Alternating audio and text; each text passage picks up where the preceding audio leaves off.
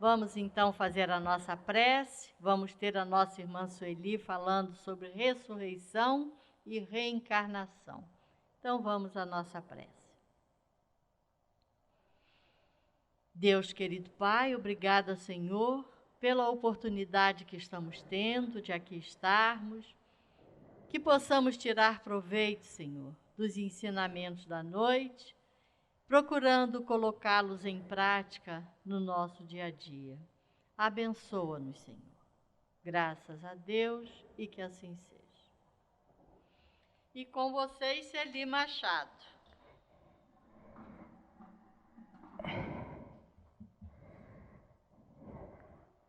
Então, tá um pouquinho alto, né? Cá estamos nós nessa tarefa maravilhosa de estudar a doutrina espírita, que é tudo que a gente, nesse momento, precisa de compreender, de entender os desígnios de Deus, entender que tudo que a gente está passando tem como objetivo a nossa transformação moral, né? Então, vou tirar aqui, porque não tem ninguém aqui pertinho de mim, para a gente ficar mais fácil, né? Rolou aqui. Bom,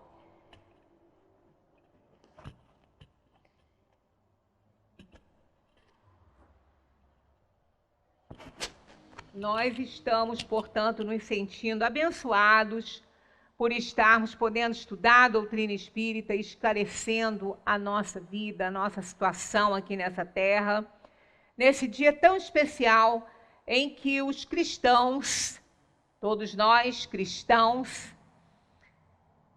comemoram a Páscoa de Jesus, né? Um momento especial demais na humanidade, porque foi um momento que, assim, pode não parecer, porque ele foi crucificado ali, né?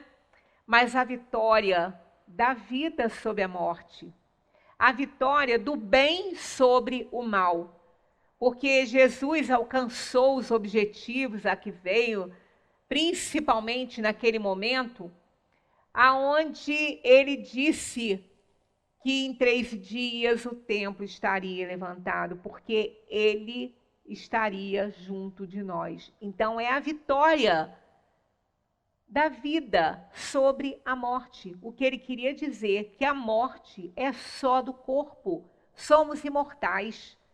Então é uma demonstração de amor muito grande quando ele pede perdão por todos, né? E uma frase que emociona muito, né, nesse momento da crucificação de Jesus, dita por Simão Pedro, que o amor cobre a multidão de pecados, né? E isso eu custei um pouco para entender isso aí, porque eu não estava interpretando muito bem. Mas realmente, na simbologia, Jesus foi o Cordeiro realmente de Deus, porque se nós vamos reportar um pouco a Páscoa, o significado da Páscoa, o Haroldo Dutra tem alguns áudios, alguns vídeos, onde ele explica muito bem isso. É muito interessante, porque Páscoa significa passagem, né? Pulo, né? Porque eles imolavam o cordeiro e com o sangue do cordeiro eles faziam a marca na porta. E quando o anjo da morte chegava e que ele via essa marca na porta, ele pulava a porta, porque ali, se não tivesse a marca, seria sacrificado o filho mais velho da família. Então eles imolavam o cordeiro e eles marcavam com o sangue a porta e o anjo da morte pulava. Então esse pessar significa passar, pular. Então eles pulavam a porta e iam para outra porta que não tinha o sangue do cordeiro. E aí isso aí a gente vê uma simbologia muito importante, porque foi realmente a libertação do povo hebreu, né? Então esse vídeo está circulando aí na internet, acho muito interessante. Quem ainda não viu deve ver, porque a explicação de Haroldo Dutra é maravilhosa a respeito da passagem, né?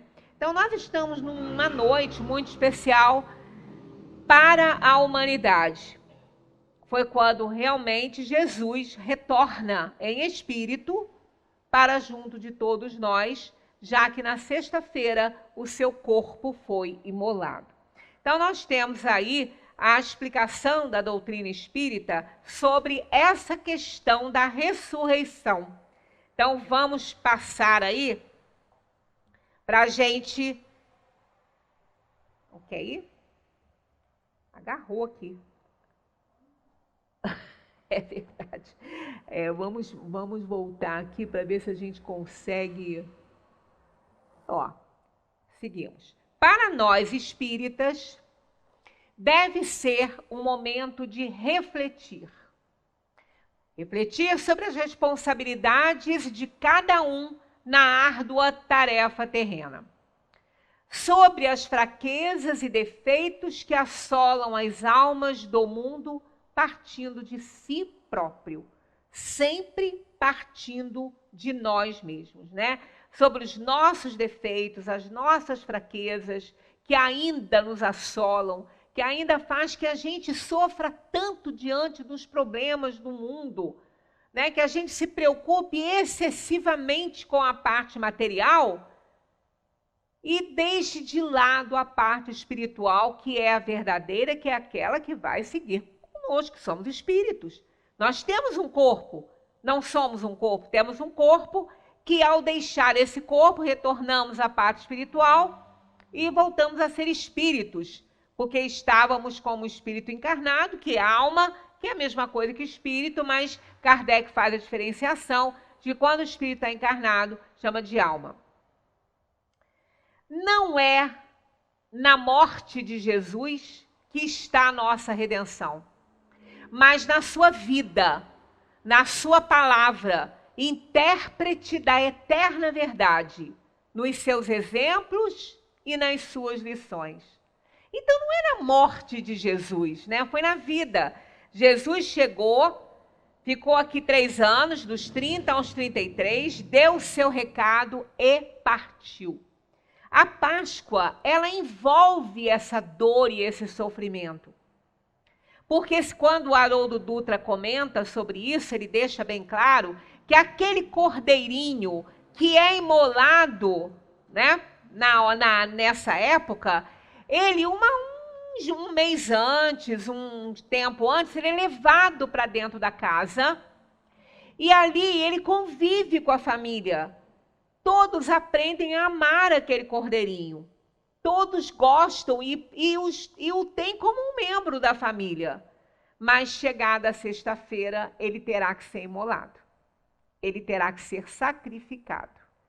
E esse sofrimento, essa dor que a família toda passa, é exatamente um exercício para que a gente aprenda a conviver com esse lado também. É a perda, é o sofrimento da perda de alguém amado. E Jesus simbolizou isso muito bem quando, chegando próximo ao seu momento de sacrifício, ele fez aquela ceia, conversou com os seus discípulos e disse que eles passariam momentos muito difíceis, de extrema solidão, porque ele os deixaria. Então, eles o perderiam para o mundo material. E ali, ele ensinou essa perda, essa dor da perda e a dor da solidão que viria, né, por conta de se encontrarem materialmente ali sozinhos. Então, ele disse, eu os amei com toda a força da minha alma, e continuarei amando, mesmo a ti, Pedro, que me negará 3 vezes, mesmo a ti, Judas, que me trairás. Nada disso vai fazer que eu os ame menos, porque eu vim ensinar o amor. Então, nada disso vai diminuir o amor que eu sinto por vocês, pela humanidade, mas vocês terão que seguir sem mim. Mas eu estarei em espírito com vocês, sempre, em qualquer lugar, onde quer que estejam. Eu estarei junto de vocês. Então, é essa a essência da mensagem de Jesus. Ele vem ensinar o amor, independentemente de tudo que viesse a nos acontecer, que nós fizéssemos, dos nossos erros e defeitos. Por isso que quando Simão Pedro falou isso, o amor cobre a multidão de pecados, é exatamente isso. Não importa para Jesus o pecador. O pecador está pecador, mas ele não é um pecador. Então ele nos ama mesmo assim, independentemente disso. Então o amor que ele vem ensinar é aquele amor que tem que ser maior que tudo. Maior que tudo e que todas as coisas. Porque nós somos espíritos imortais, nós estamos num estágio evolutivo inferior, mas isso vai ficar para trás, porque nós vamos evoluir, nós vamos aprender. E ele veio trazer essas lições grandiosas para a gente. Por isso que quando se fala que o amor cobre a multidão de pecados, não importa o tanto de pecado que você carrega, o tanto de pecador que você ainda é, eu te amo mesmo assim. Foi a mensagem que Jesus veio trazer. Então a gente precisa separar, não é? Jesus não condena o pecador e sim o pecado. Porque o pecado é aquele que está momentaneamente com aquela pessoa que evoluindo, ela vai deixar de pecar.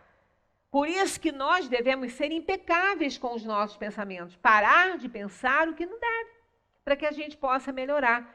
Então, é a vida de Jesus que interpretou essa verdade plena nos exemplos e nas lições que ele deu, é que vale, não é a morte dele, né? E sim a vida. Então, a palavra Páscoa provém do termo hebraico Pessar, que significa passagem, passagem, libertação, passagem para o superior, passagem para a verdade, passagem para o conhecimento, a sabedoria. Então, é toda uma simbologia muito importante. Para os judeus, a Páscoa, Pessar, é uma antiga festa realizada para celebrar a libertação do povo hebreu do cativeiro do Egito. Egito quer dizer lugar estreito, né? Quer dizer apertado, estreito ainda, com pouca amplitude, com pouca visão. Então é uma simbologia, celebrar a libertação do povo hebreu. Então a Páscoa ela tem que celebrar a libertação da ignorância, a chegada da sabedoria, da verdade, da justiça. Então é isso que a gente tem que entender como passagem da ignorância para a sabedoria. Para os cristãos, a Páscoa simboliza a ressurreição de Cristo 3 dias após a sua morte na cruz. Veja bem, ressurreição não é uma palavra que está dentro da doutrina espírita como ela tem no seu significado real. Que significaria ressurgir dos mortos com o corpo, né? Com o corpo que tinha aqui. Na 1010, Kardec pergunta aos espíritos: o dogma da reencarnação, da ressurreição da carne, é a consagração da reencarnação ensinada pelos espíritos? Olha o que eles respondem. Como quereis que seja de outro modo? Dá-se com essa expressão o que se dá com tantas outras, que só parecem desarrazoadas aos olhos de certas pessoas, que a tornam ao pé da letra e por isso são levadas à incredulidade. Dai-lhe, porém, uma interpretação lógica, e esses a que chamais livres pensadores a admitirão sem dificuldades, precisamente porque raciocinam. Então a gente vai ver, e a ciência está provando, e a gente não pode deixar, né, de incorporar conhecimentos que estão aí como provas científicas, né? A ressurreição da carne, ela é impossível por causa da desorganização de toda essa matéria, da transformação em gases, como nós somos feitos disso, igual essa mesa aqui, né? E pronto, ela se incorpora na atmosfera. Então, materialmente falando, não existe a possibilidade dessas moléculas e dessas células se juntarem mais. Então, olha só. Não vos enganeis. Isso está naquela resposta, tá? Não vos enganeis. Esses livres pensadores nada mais procuram do que crer. Eles têm, como os outros, mais talvez do que os outros, ansiedade pelo futuro, mas não podem admitir o que é absurdo para a ciência. A doutrina da pluralidade das existências se conforma à justiça de Deus. Somente ela pode explicar o que sem ela é inexplicável. Como quereríeis que esse princípio não estivesse na religião, né? Então a gente não pode derrogar as leis da ciência. A ciência está provando isso, né? Daqui a pouco a gente vai ficar igualzinho aquele, né, que condenou Galileu porque achava que a Terra era o centro do universo, né? Aí depois tiveram que absolvê-lo há pouco tempo, né? Porque, claro, a gente não pode, tem que se curvar diante das provas que a ciência vai apresentando para cada um de nós. Então, a igreja, agora é a mesma distribuída no ar, né? Então, a igreja, pelo dogma da ressurreição da carne, ensina a doutrina da reencarnação? Eles respondem, isso é evidente. Essa doutrina é a consequência de muitas coisas que passaram despercebidas e que não se tardará a compreender nesse sentido. Dentro em pouco, se reconhecerá que o Espiritismo ressalta a cada passo do próprio texto das Escrituras Sagradas. Os espíritos não vêm, portanto, subverter a religião, como pretendem alguns, mas vêm, pelo contrário, confirmá-la, sancioná-la através de provas irrecusáveis, né? Quando a gente diz que fé inabalável, Kardec fala, é aquela capaz de encarar face a face a razão em todas as épocas da humanidade. É isso aí, diante de provas irrecusáveis, não tem como contestar, né? E como é chegado, essa resposta foi de São Luís, né? Um dos espíritos da verdade. E como é chegado o tempo de substituir a linguagem figurada, falam em alegorias, dando às coisas um sentido claro e preciso, que não possa ser objeto de nenhuma falsa interpretação. Eis porque, dentro de algum tempo, tereis mais pessoas sinceramente religiosas e crentes do que as tendes hoje. Porque diante das provas, né? Quando você vê alguns absurdos, você abraça uma doutrina. Aí você vê aquilo, um dogma daquela doutrina que é totalmente absurdo, que é totalmente anticientífico, que não tem procedência. Ah, mas para Deus nada é impossível. Quem diz que é? Deus é o criador de todas as coisas, inteligência suprema, causa primária de todas as coisas. Agora, por que é que Deus vai estabelecer leis e depois vai derrogá-las? Para quê? Ele precisa disso? Deus precisa de derrogar sua lei para depois refazer essa lei e falar que ele é poderoso? Olha, o que mostra o poder de Deus é a existência do universo perfeito. Perfeito. Não tem erro. Isso é que mostra a grandiosidade, a supremacia, a potencialidade do Criador. Então, não é possível que a gente precise de ter leis derrogadas para isso. Então, obviamente que poder ele pode, mas ele não fará. E não há necessidade, né? Porque as leis que ele criou se mantêm no universo e estão aí aos montes, né? Só querer observar e ver o que está acontecendo aí na natureza. Kardec comenta, a ciência demonstra a impossibilidade da ressurreição segundo a ideia vulgar.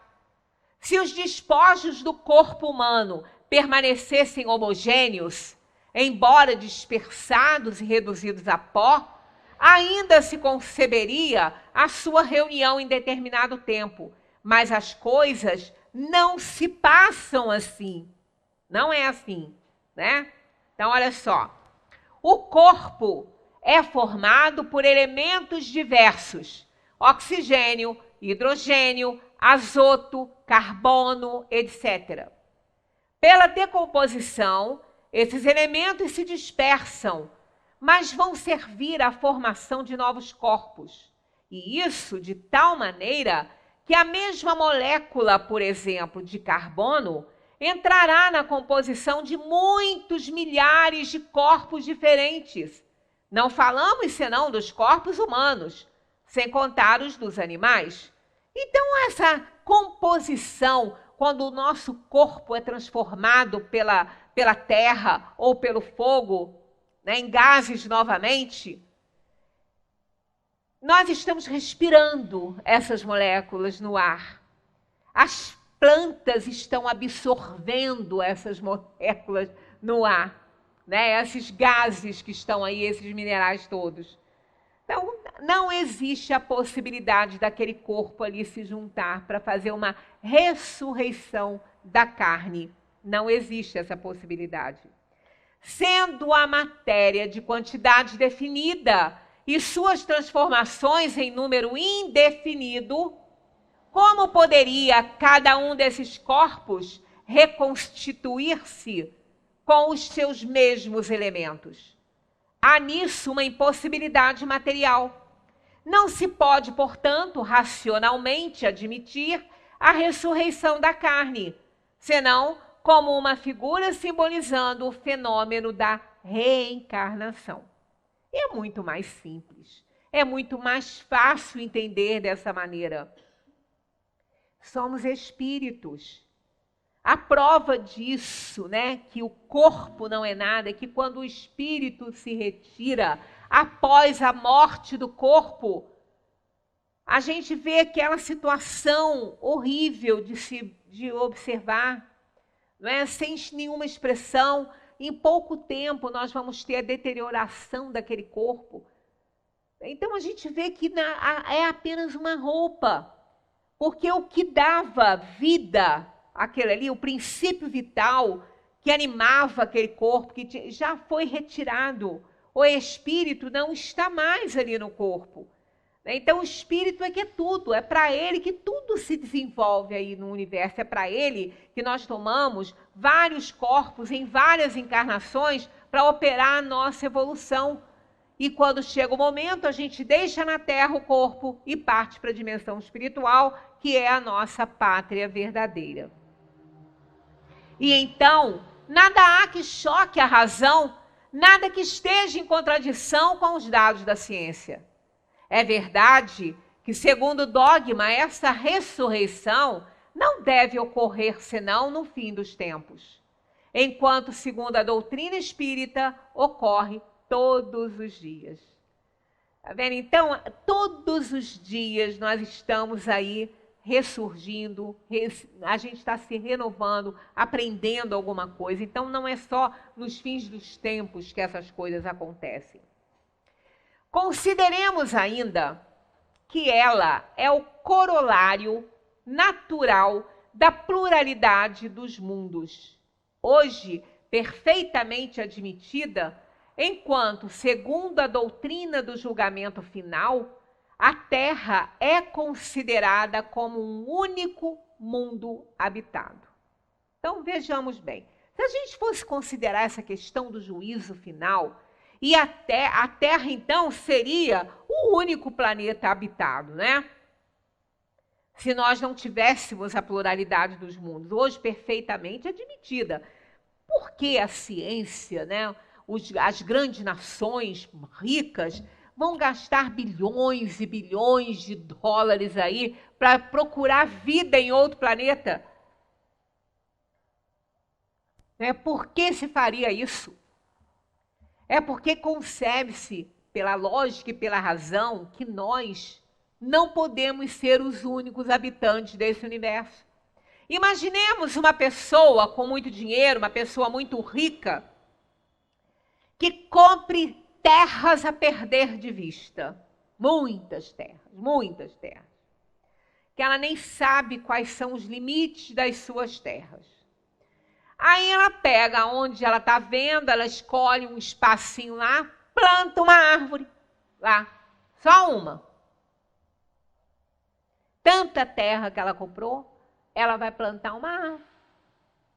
E que se ela se afastar muito, aquela árvore vai deixar até de ser observada por ela, de tão pequenininha que vai ficar. Isso seria lógico? Vocês admitiriam que isso é uma boa ideia? Né? É plantar uma árvore lá no meio aquela imensidão, né, de terra. Seria assim, né?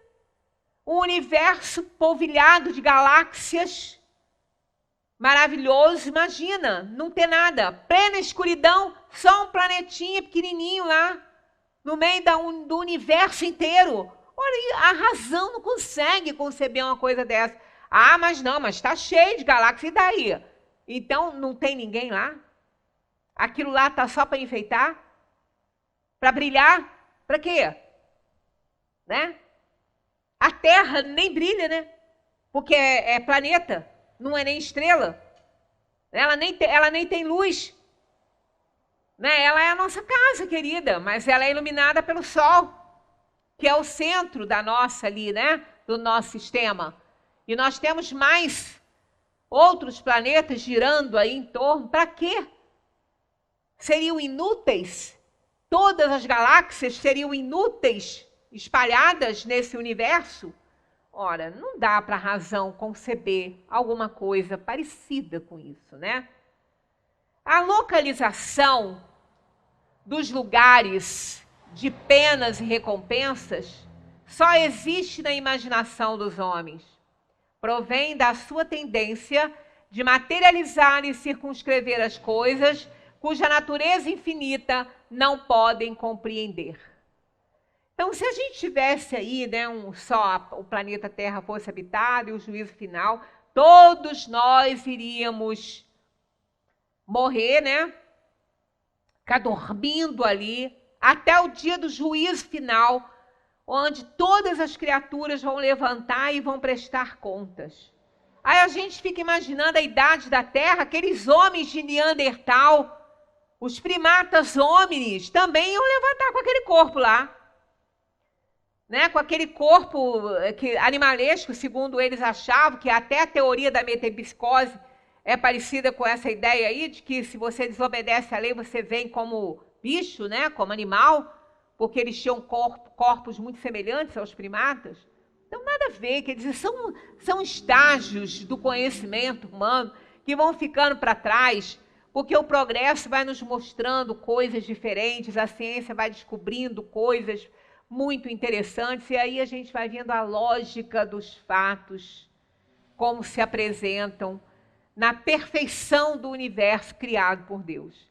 Então, Deus polvilhou esse universo inteiro de mundos, muitas moradas na casa do Pai, muitas moradas.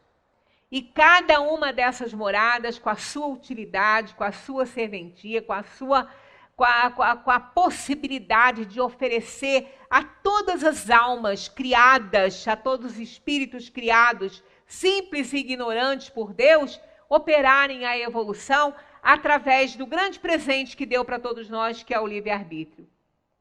Então, nós tivemos aí a vinda de Jesus para a Terra como uma segunda revelação para nós, um segundo plano de Deus para os homens, trazendo o que nós deveríamos fazer, já que o primeiro foi com Moisés, veio todo no imperativo negativo, que nós não deveríamos fazer, né?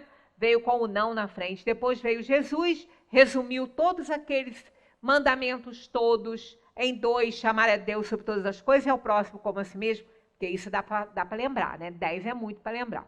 Então, trouxe essa mensagem linda, maravilhosa, mostrou o amor incondicional a todos, mostrou a vitória da vida sobre a morte, do bem sobre o mal, 3 aninhos só, e deixou lições valiosíssimas para a gente aí aprender. Agora nós vamos ler um poema muito interessante que a gente vai analisando, né, sobre isso. É de um padre, Jean-Yves, ele é um padre francês, ele é da Igreja Ortodoxa Grega, e ele faz um apanhado sobre a Páscoa, porque a gente precisa, porque tudo isso acabou sendo reduzido, né? Fala em Páscoa, as crianças pensam em coelho e ovo de Páscoa. E só querem isso, né? Um comércio horrível, um absurdo que se paga por um ovinho de Páscoa. E as crianças acham que aquilo ali é a Páscoa, né? Que aquilo ali é a simbologia da Páscoa. E a gente fica se perguntando, mas por que isso, né? Coelho nem bota ovo, né? Realmente, mas tem a simbologia do coelho, porque o coelho tem muita fertilidade. Quem tem coelho em casa, se ganhar um casalzinho de coelho, arranja um lugar bem grande, porque olha, aquilo ali vai proliferar, que vai ser uma coelhada, uma coisa de doido. Então, é uma fertilidade da fêmea de coelho, é impressionante. E essa simbologia da fertilidade, mas é aquilo, é alegórico, né? É uma parábola, é uma alegoria, uma metáfora. Aquela fertilidade revelada pela fêmea do coelho tem que ser aquela fertilidade da alma, né? A gente colocar a nossa alma fértil, assim, aberta à sabedoria, assim, multiplicando os bens da alma. Então, é uma coisa material, mas que se volta para a espiritualidade. E a questão do ovo? Coelho não bota ovo, mas o ovo é vida. O ovo, ele representa a vida. E a coelha, a fertilidade. Então, é a vida e a fertilidade da alma, não é do corpo.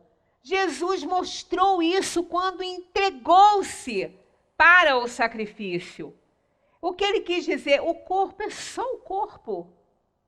Em 3 dias eu estarei de volta. Né? O tempo suficiente para que ele se refizesse daquela situação, daquele desligamento ali do corpo físico que ele teve aqui, né? São várias as teorias que Jesus nem morreu na cruz, que foi viver entre os essênios depois. Isso não vem ao caso, porque isso não importa. Isso não é relevante. A relevância toda é a mensagem dele. É o que ele nos ensinou, né? E é toda essa fertilidade e essa vida representada pela coelha e pelo ovo, estão presentes naquele momento em que ele se entrega ao sacrifício. Porque ele sabia que ele não morria.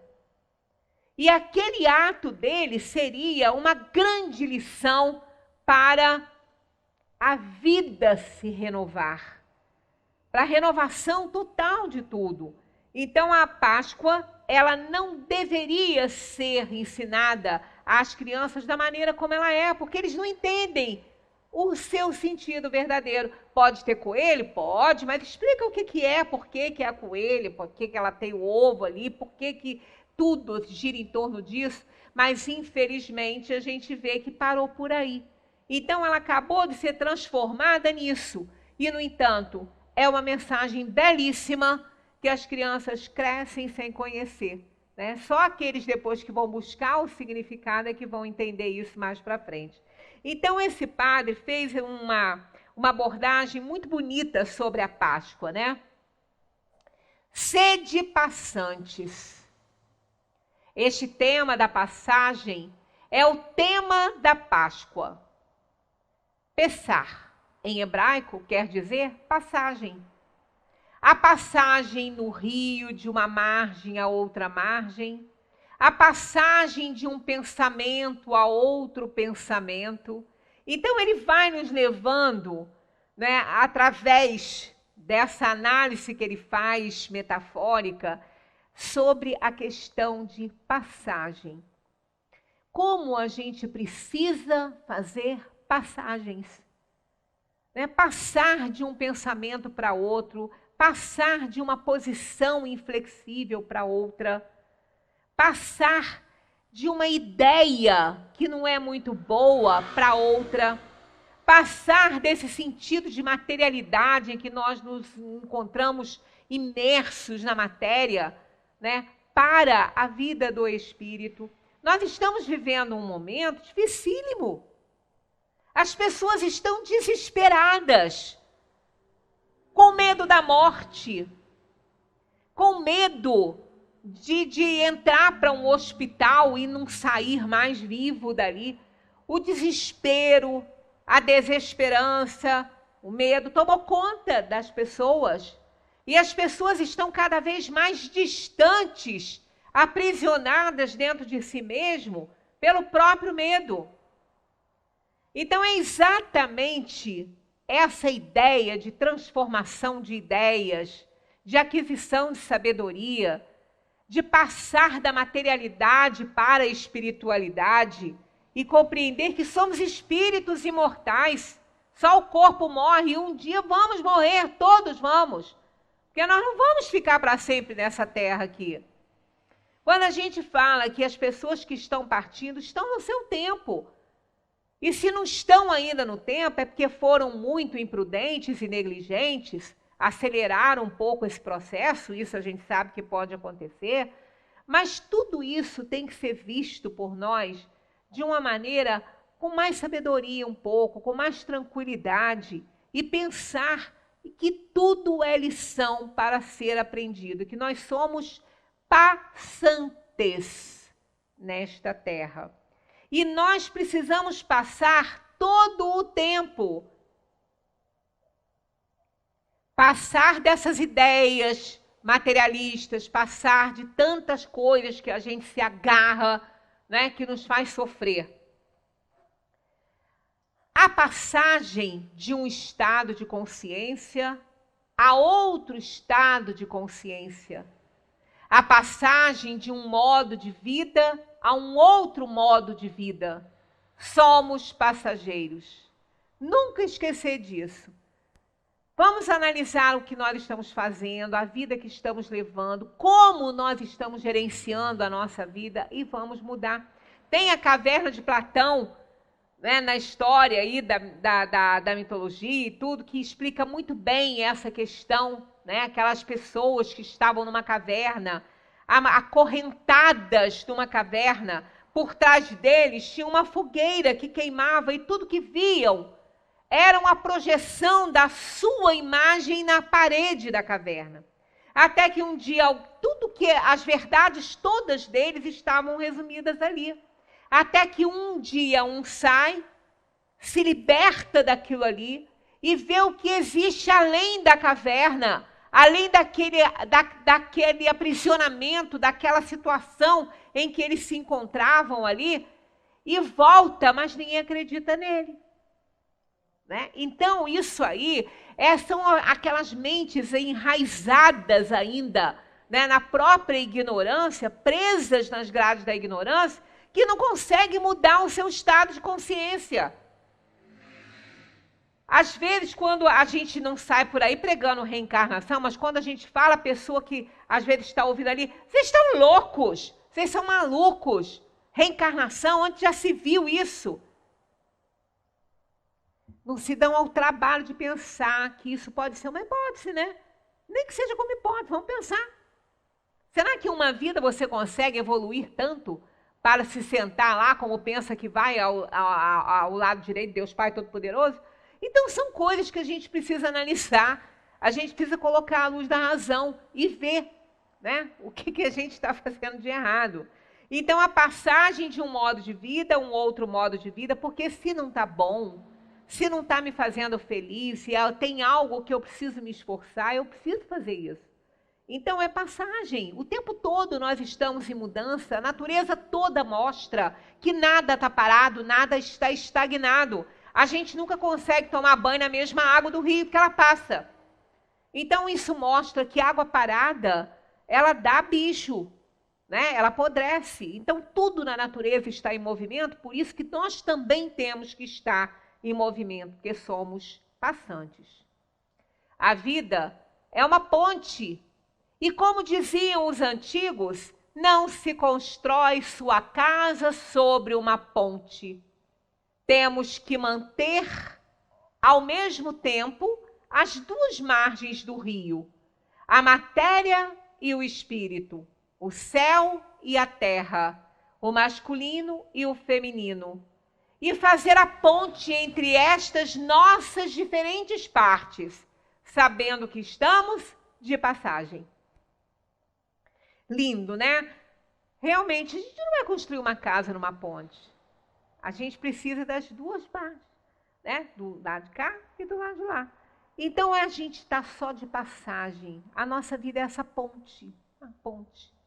Né? Tem até aquela historinha muito bonita, que cada um carregando a sua cruz, e todos com muita dificuldade, né?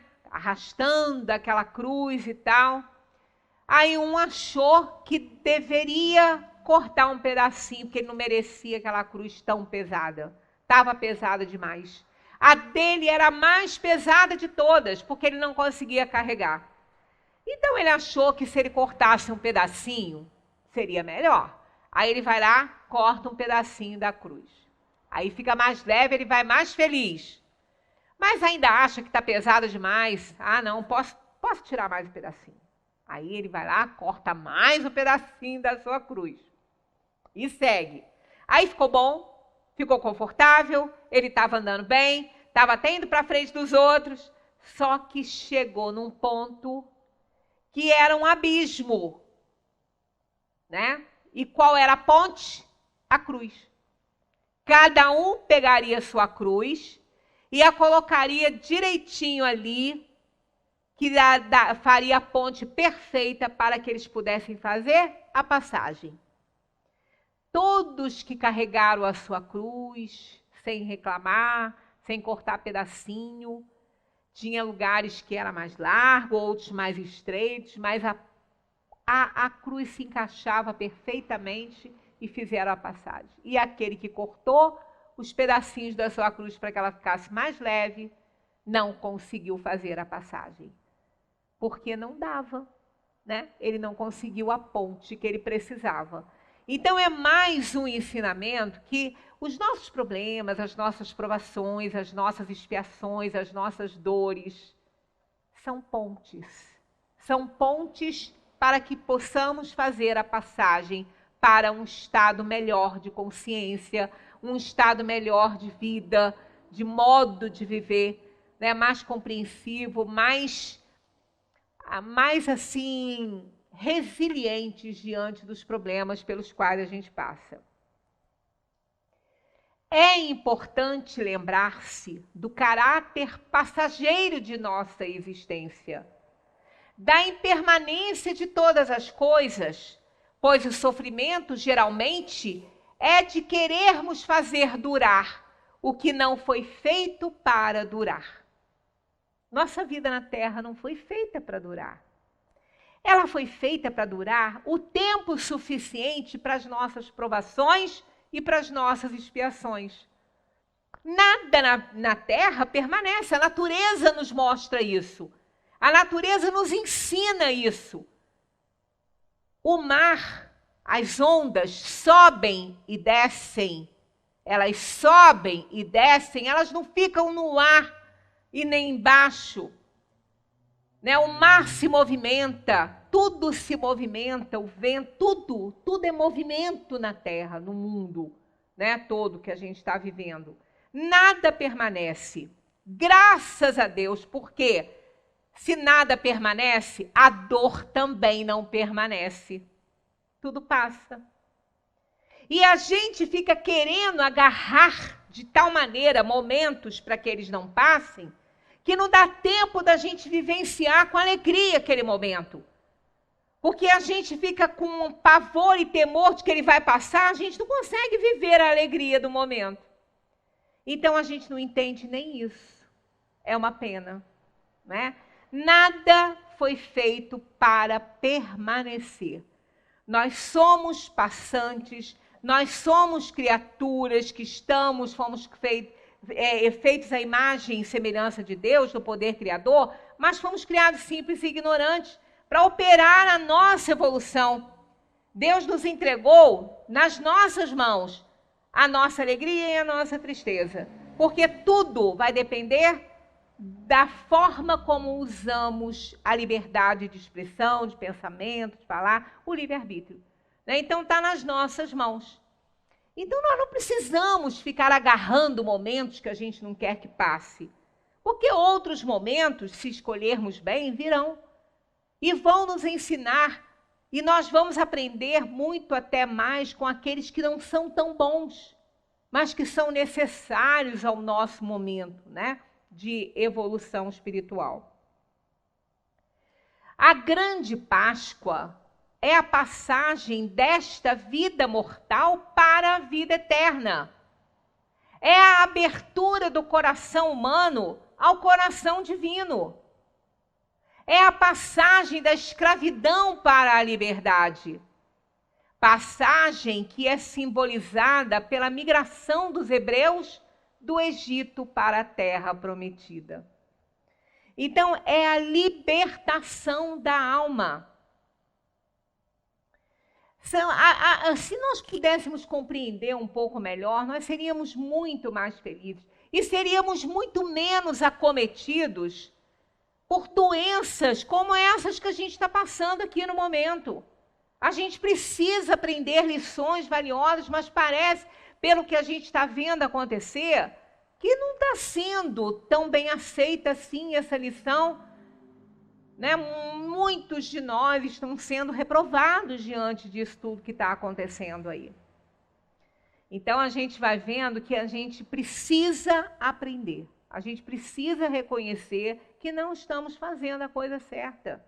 A fraternidade, a solidariedade, que muitas vezes nós estamos vendo acontecer nesse momento, porque estão acontecendo muitas atitudes solidárias.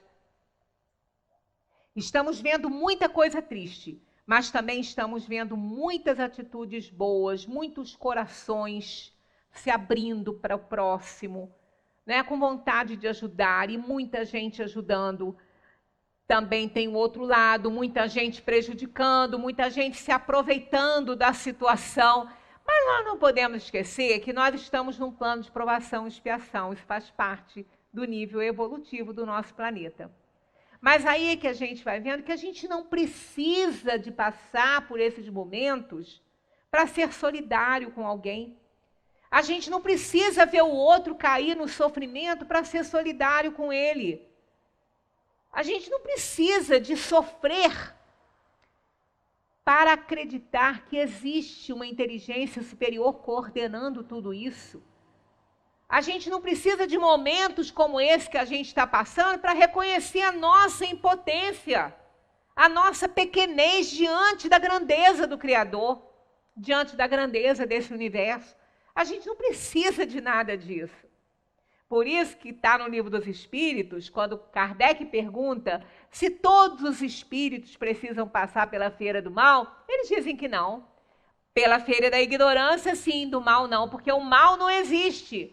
O mal é a ausência de bem. E a ausência do bem é o mau uso do livre-arbítrio. Quer dizer, se nós usarmos bem o nosso livre-arbítrio, a gente não vai errar. Nós vamos sofrer privações para aguçar a nossa inteligência, a nossa evolução, mas muito longe desse sofrimento que a gente está vendo a Terra inteira passar. Então, nós fomos obrigados a nos curvar diante de um inimigo invisível, a que a gente nem vê aos olhos do corpo, né? Só nos aparelhos. E por aí a gente vê o quão pequeno nós somos também, quão frágeis nós somos. Né? Então, precisamos juntar essas pecinhas todas, perceber o sinal de Deus, para a gente poder aprender um pouco mais, porque senão nós vamos ser assolados por mais coisas ruins. Porque quem não aprende pelo amor, aprende pela dor. E estamos vendo exatamente isso que está acontecendo. Mas é preciso temer, mas não é preciso temer o mar vermelho. O mar de nossas memórias, de nossos medos, de nossas reações. Porque foi o mar vermelho que se abriu para que os hebreus passassem, né? Temos que atravessar todas estas ondas, todas estas tempestades para tocar a terra da liberdade, o espaço da liberdade que existe dentro de nós. Só que a gente não pode esquecer que a liberdade exige responsabilidade. A liberdade exige sabedoria, exige conhecimento. Nós não podemos querer liberdade na ignorância em que nós nos encontramos. Só vamos fazer bobagem. Já estamos como estamos fazendo, né? Então, o Mar Vermelho nos amedronta. Mas não é o Mar Vermelho que nos amedronta. Não é o deserto que nos amedronta. Somos nós que sabemos que não resistimos a essas tentações que acontecem na nossa vida. Quando a gente fala lá, Pai nosso que estás no céu, livrai-nos das tentações, não nos deixeis cair em tentação, a gente não está pedindo para a tentação chegar até nós, não. Nós estamos pedindo força para não cair diante das tentações, dos nossos medos, das nossas incertezas, das nossas ignorâncias. Por isso que nós tememos o Mar Vermelho. Nós tememos o deserto que a gente tem que atravessar. Mas a gente precisa resistir o deserto para encontrar o oásis, não tem jeito. Porque se a gente não estiver preparado e a gente não se preparar para cruzar o deserto, nós vamos perecer. E é isso que está acontecendo com cada um de nós. Temos que atravessar todas as tempestades, porque essas tempestades foram criadas por nós, pela nossa imprudência, pela nossa negligência, pelo nosso desamor ao próximo, né, pela nossa ignorância. Então a gente precisa atravessar por tudo isso. Deus é Pai misericordioso, não abandona nenhum dos seus filhos, mas educa os seus filhos. Dá a oportunidade da gente aprender, se não por amor, através da dor. Todas essas tempestades para tocar a terra da liberdade, o espaço da liberdade que existe dentro de cada um de nós. Então a gente precisa de aprender, porque liberdade, fomos criados para ela, para a plenitude da liberdade e da felicidade, mas para isso precisamos ser responsáveis. Enquanto formos irresponsáveis da maneira como a gente tem sido, nós não vamos ficar livres, estaremos presos dentro da própria ignorância. Ele continua dizendo, sede passantes. Creio que esta palavra é verdadeiramente um convite para continuarmos nosso caminho a partir do lugar onde algumas vezes paramos. Observemos o que para a vida em nós, o que para a vida em nós, o que impede o amor e o perdão, onde se localiza o medo dentro de nós. É o que ele está pedindo nesse poema, né?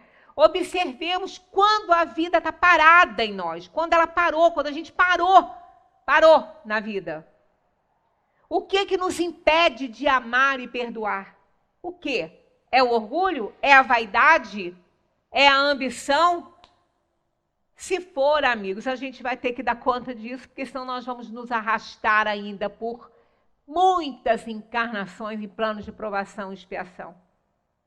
Se a gente não compreender isso, a gente tem muito ainda que expiar e que provar. Onde se localiza o medo dentro de nós? A maioria das pessoas tem muito medo de morrer, né? Mas eu acho que elas não têm medo de morrer, não. Porque nós, independentemente de crermos ou não em reencarnação, nós já fomos e voltamos inúmeras vezes. Nós sabemos como é que é isso. Morrer não dói, os espíritos já nos explicaram. Mas sabe o que nos amedronta? Prestar contas. Para quem? Para Deus, Deus nos conhece, não precisa das nossas contas. Para a nossa consciência. É disso que a gente tem medo. Porque a gente sabe que não faz tudo que deve para o bem. A gente sabe que não faz todo o esforço que tem que fazer. Então a gente tem medo de prestar conta para a própria consciência, porque ela vai dizer assim, eu te avisei e você não quis ouvir. É disso que a gente tem medo. Então, onde reside o nosso medo? O nosso medo reside nas nossas inferioridades. O nosso medo resiste na nossa imperfeição. Está dentro de nós, o nosso grande inimigo está dentro de nós, não é ninguém que está em torno de nós. É o que existe dentro de nós. Então, ou a gente aprende, ou a gente vai sofrer. Então, aproveitemos esse momento grandioso, né? Grandioso da Páscoa, essa renovação, essa certeza de que o amor cobre a multidão de pecados, né? E ele continua, é por lá que é preciso passar, é lá o nosso mar vermelho, onde? Dentro de nós, na nossa incapacidade de perdoar, na nossa incapacidade de amar, nos nossos medos, ali que reside todos os nossos medos. O nosso mar vermelho está dentro de cada um de nós. Mas, ao mesmo tempo, não esqueçamos a luz. Não esqueçamos a liberdade, a terra que nos foi prometida. Então, temos um rumo para chegar. Temos um ponto para chegar. Porque Deus nos criou para o bem, para a felicidade e para a liberdade. Então, nós sabemos que nós vamos chegar lá, porque a lei do progresso é divina. Não depende de eu querer, eu posso atrasar o meu progresso, mas eu não posso atrasá-lo indefinidamente. E assim que eu me atrase bastante e veja o tanto que estão à minha frente, eu vou me estimular também a seguir. Então, porque fomos criados para a felicidade. É isso que a gente precisa de entender. Só isso que a gente tem que entender. Que temos que fazer a nossa parte. Está aqui o deserto que nós andamos, né? Jesus também cruzou o deserto. Jesus também teve seus momentos. Mas Jesus era Jesus, né? Ah, mas então ele não teve que fazer tanto sacrifício. Não, olha, Jesus foi criado simples, ignorante, igualzinho a nós. Fez todo o seu trabalho evolutivo pelo bom uso do livre-arbítrio. Então, com relação à terra, Jesus é perfeito. Então, ao ser tentado pela fome, disse, quando cruzou o deserto, nem só de pão viverá o homem. Ao ser tentado pelo poder, disse, adore o Senhor, o seu Deus, e só a ele preste culto. Ao ser tentado a pôr em prova a proteção de Deus, disse, dito está, não ponha à prova o Senhor, o seu Deus. Então nós temos tudo para dar certo. Se for preciso, Deus vai abrir o mar em seu favor, como abriu o mar vermelho para passar o povo hebreu. E como nós temos passado por esses momentos grandiosos de ver o mar se abrir para nós, a gente precisa ter olhos de ouvir, de ver e ouvidos de ouvir. Perceber os sinais, perceber as bênçãos que a cada minuto da nossa vida a gente recebe. Quantas vezes o mar vermelho se abriu para nós e a gente nem se deu conta? Ah, foi a sorte. Ah, foi inteligente. Ora, sejamos mais gratos. Expressemos gratidão a Deus, esse Pai misericordioso que nos ama incondicionalmente. A exemplo do que Pedro falou no momento da crucificação de Jesus. O amor cobre a multidão de pecados. Muita paz para todos, que a gente consiga entender isso. Porque se a gente não entender, nós vamos passar momentos de muita dor, muito sofrimento e muita solidão ainda nas terras, nas muitas moradas na terra, na casa do Pai. Que assim seja, que Jesus nos abençoe.